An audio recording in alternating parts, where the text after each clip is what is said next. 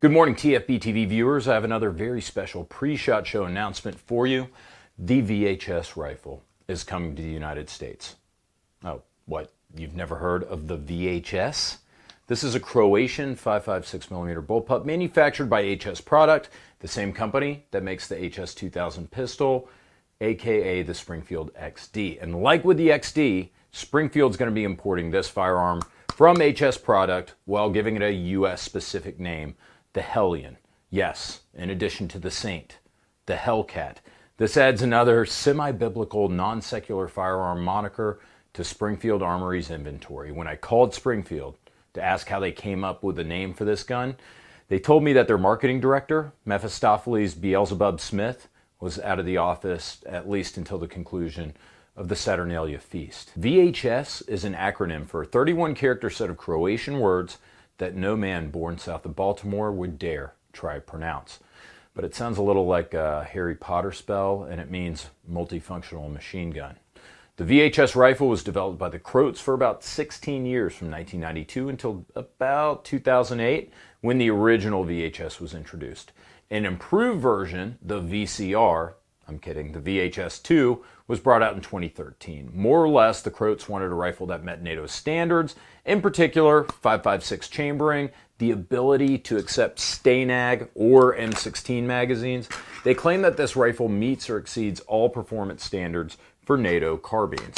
In doing my research for this video, I located this neutral and unbiased piece of journalism from the Croatian publication Nacional, entitled Croatian Creators of the Best Assault Rifle in the World. My favorite line from this article states, HS Produkt, with the Springfield XD pistol on the American market, has swept the hitherto undisputed competition in the world of pistols, the Austrian Glock, the Czech CZ, and the Italian Beretta.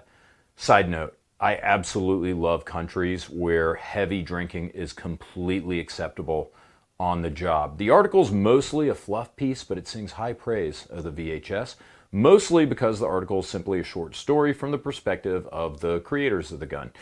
That's not to say it's false, only that, well, did you know that TFBTV is the best gun channel on YouTube? That's according to me. Now, to be fair, the VHS is indeed a highly respected and battle-proven rifle, even if not well-known, and it's been found on some strange battlefields. Not only is it the national rifle of Croatia, but it's also been adopted by the Iraqi military, with a reported 100,000 units in service in that country alone. The VHS has been seen on the front in Syria and in Afghanistan as well, both in the hands of Croatian soldiers and local forces alike. The French considered adopting this as their national rifle, and even the United States Department of Defense allegedly ordered 500 of these for reasons.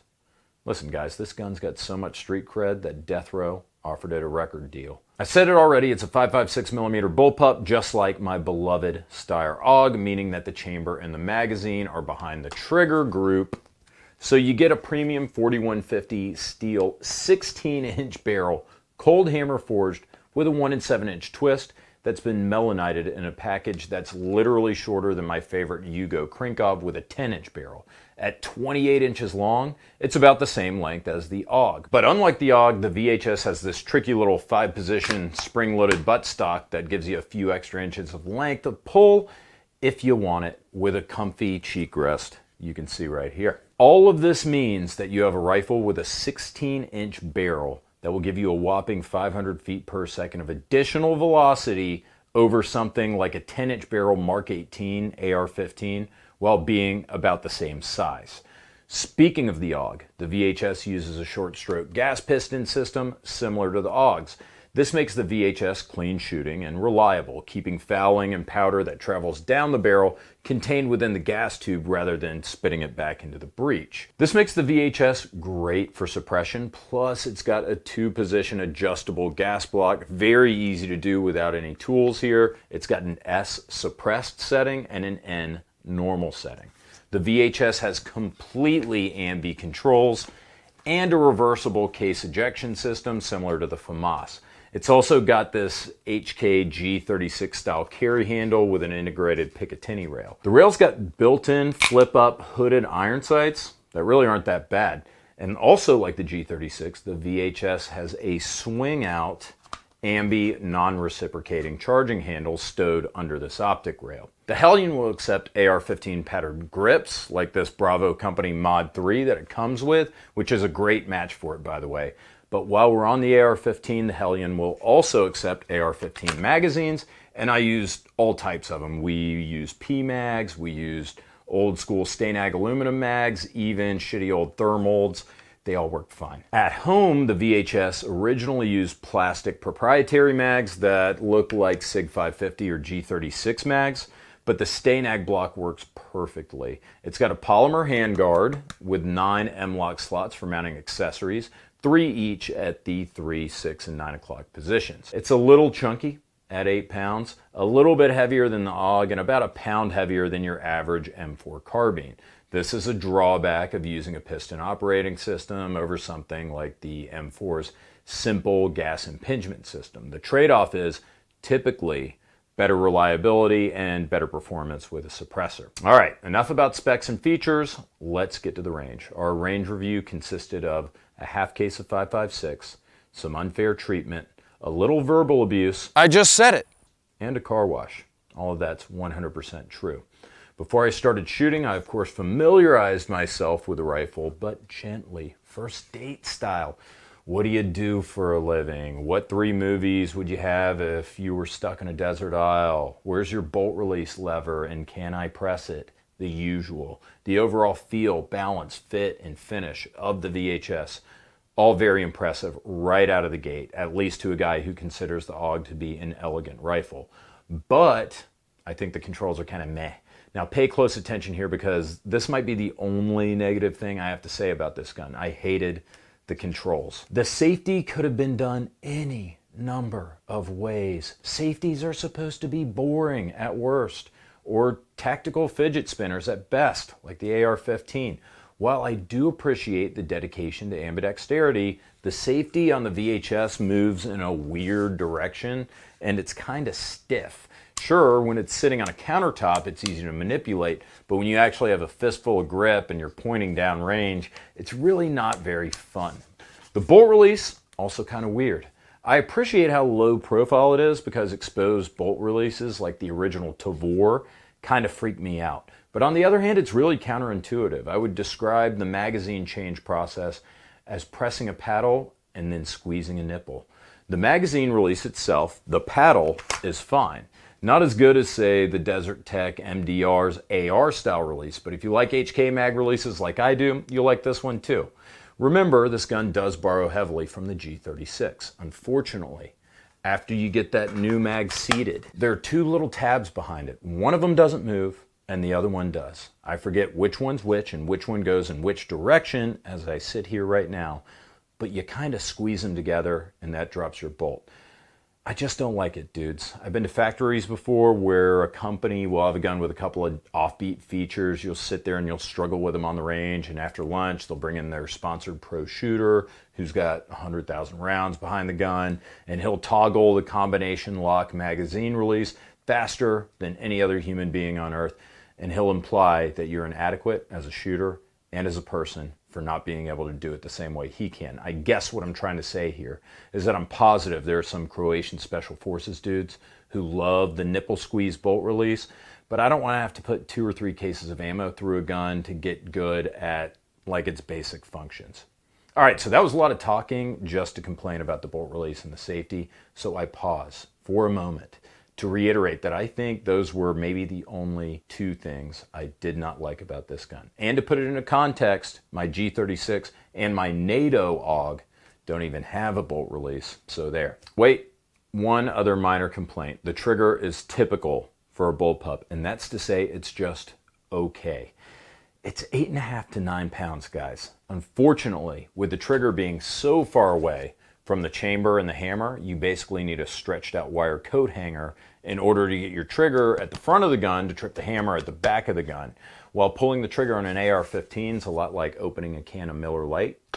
Pulling the trigger on most bullpups is like opening a can of Miller Lite, but I don't know, with a stretched out wire coat hanger. It's just not as responsive. It's possible to have a good bullpup trigger, but most bullpups are a little bit mushy, and the VHS is just that way too. If you have a flinch, which I know none of you do because you're all tier 1 operators, a mushy bullpup trigger will cause you to dig, because what happens is you're expecting the shot, you push, and then right when you pushed, the shot goes off. Now again, I feel like I'm picking on a gun that I really liked a lot. The trigger wasn't good, but that didn't stop Ryan and I from posting several sub 2 MOA groups from a 100-yard range, just using a bag and an 8X LPVO. I even had a string of 4 rounds land within 0.9 inches just using regular M855. Now, short stroke piston rifles are not well known for their accuracy because they got a big pumping piston right above the bullet hole, which can cause some barrel whip.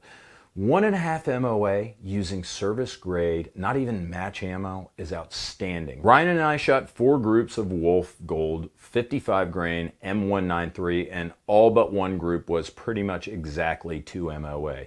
Using Federal M855, Ryan and I each managed 1.5 inch groups. I mean, here's just a couple. I hate that, like the 5th one kind of ruins it. 2 touching right there, and then 2, then 1 kind of flyer, and then 1, 2, 3, 4 all could be covered with a penny, and then a flyer there. Ryan had a group that kind of opened up there, but that might be the best group of the day. I'm really curious to see what this rifle could do with a more powerful optic and match ammo. Mushy trigger notwithstanding, we still managed extraordinary accuracy for a bullpup combat rifle. It's got quite a few sling mounting points in addition to your 9 M-LOK slots and the handguards up front, so you got plenty of space to mount accessories. This is helpful because if you're used to slinging up with an AR-15, you might find yourself swimming out of your sling a little bit more because you have to kind of rotate the gun a little bit more to do a proper mag change. And don't forget, whatever you do, to squeeze the nipple after you get that new mag in there. The recoil impulse felt about the same as an M4, that is to say, very light. This was a very easy and comfortable to shoot gun. I bet this beefy bolt carrier and the robust chassis have something to do with that, as well as the extra pound of weight it has over an M4. There are some guns that are just fun to shoot, even when you've been doing this for a few years, and the VHS was one of those for me. We had a blast on the range with this. We only had one weird failure to extract when we were shooting the VHS prone from the bag. We didn't catch it on camera, I didn't see it, and it could have been something getting in the way of the ejection port, or maybe it was because, as usual, I didn't lube this brand new gun before we hit the range, or maybe it just could have messed up. I don't know, but in 500 rounds through a brand new unlubricated gun, we had just that one failure, so I'm going to chalk it up to. But we can't leave it at that, just to be sure. And just to go the extra mile for you guys, I thought it would be appropriate to subject this gun to a mini torture test.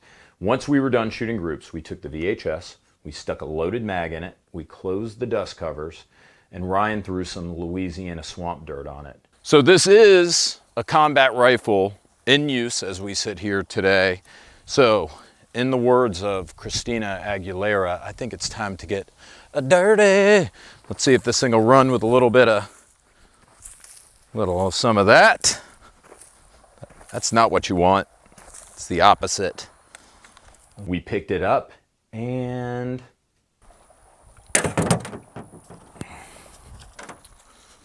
all right, Ryan, you ready?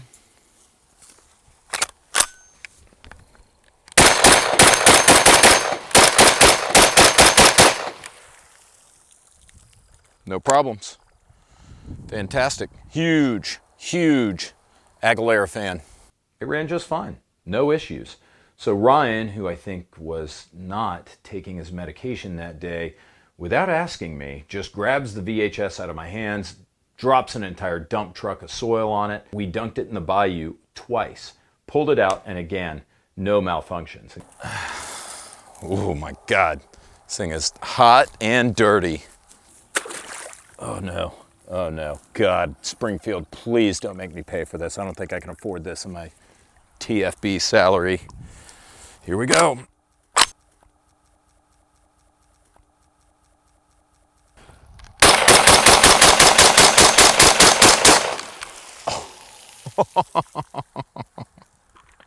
Dude, I'm not gonna lie, I'm pretty impressed. Guys, that's really salty, silty, brackish, gross water. This might surprise you, but it didn't surprise me because before I went to the range, I read the Small Arms Defense Journal where there was an article that said that the Croatian Ministry of Defense ran 50,000 rounds through the test copy of the VHS without any parts breakages at all. This gun is built like a tank. So I felt a little bad about the gun getting all dirty at the range, and I was worried Springfield was going to be pissed at me if I sent it back that way because, I mean, literally you would shake it and there was gravel moving around in the handguards. So I decided that I was going to clean it up a little bit.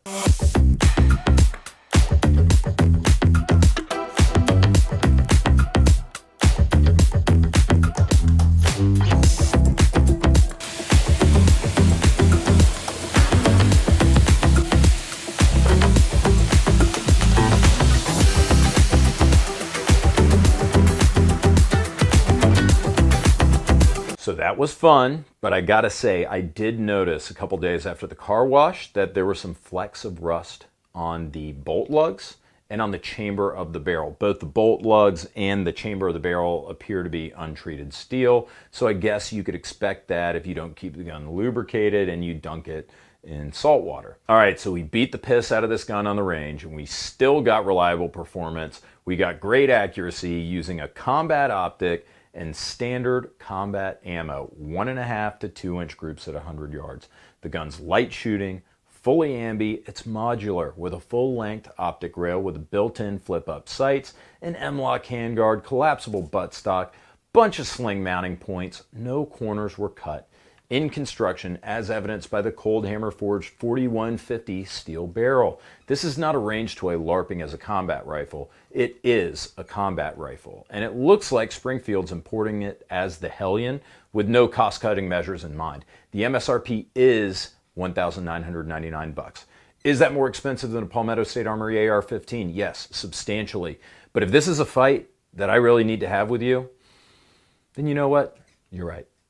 Just get a Palmetto State AR-15. Have a great day. Okay, now that those people are gone, if the VHS at all interests you, I would say you owe it to yourself to at least give it a try. It wasn't perfect, but combat rifles like this almost never are. They're usually the product of a compromise, and they're quirky in their own fun little ways.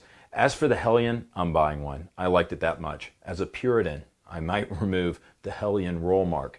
I just get excited when we have the ability to purchase good mil-spec rifles that aren't an AR-15, that aren't an AK-47. The gun's priced like the AUG or the Tavor, but it's built like the AUG or the Tavor. This is Springfield importing a proven, durable military rifle that's faithful to the original. They could have helped save a few bucks by using cheaper barrels or dropping some features, but they didn't, and I applaud them for that. I thought the levers were a bit wonky and the trigger was, basically a bullpup, but the durability and the accuracy of this gun, along with its great feature set, really won me over. And now my review gun smells like grape car wash. Guys, thanks as usual for watching. Really, I did love this gun and I loved talking with you about it. If you enjoy our channel, consider sponsoring us on Subscribestar, ideally, because they're pro-gun, or Patreon if you're already on there, they're gun tolerant. Thank you. We couldn't do it without Ventura Munitions. We shot Ventura Munitions ammo through this gun when we were on the range. Also, Top Gun Supply, your online shooting sports superstore. They're going to be carrying the Hellion. Hopefully they have some today. Make your way over to their site, see if you can pick one up. Guys, I will see you at SHOT Show.